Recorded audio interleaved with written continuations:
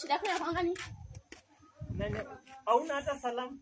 Shida yako inakuanga nini? Salamu ya nini? Nakuuliza unakuja hata bila kunisalimia. Salamu ni ya nini? Sina haja na salamu yako. Mwanamke, kuwa na heshima. Hapa ni kwangu. Wacha kukuja. Najua ni kwako. Kwanza kunigomea. Kwako hapa kati ya hii nyumba unalipa.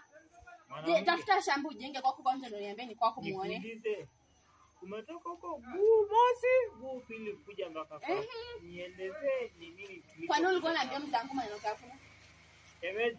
Kwa nini ulikuwa unamwambia mimi nasimama na wanaume? Shemeji, nikuulize mara ngapi nimekuwa na wanaume wa kila aina. Leo uko na Joni, kesho uko na Peter, kesho wengine. Hii inakuhusu na nini? Hii inakuhusu na nini?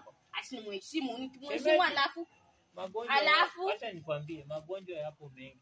Mwanaume wako anakuheshimu, haendi nje ndo. Kesho yake ufunge nao wanaume uletee. Shemeji yangu magonjwa. Kwenda najua magonjwa yako, najua. Ikinishika ni mimi ndio imenishika, sawa? Sasa saidiana na kugonjeka. Sawa? Heshimu nyumba yako. Ni nyumba yangu. Asante sana. Ni nyumba yangu, sio yako. Sawa, ndio nyumba yako hapa, maana ya maisha yako. Hao wanaume unaotembea nao wanakuchezea tu.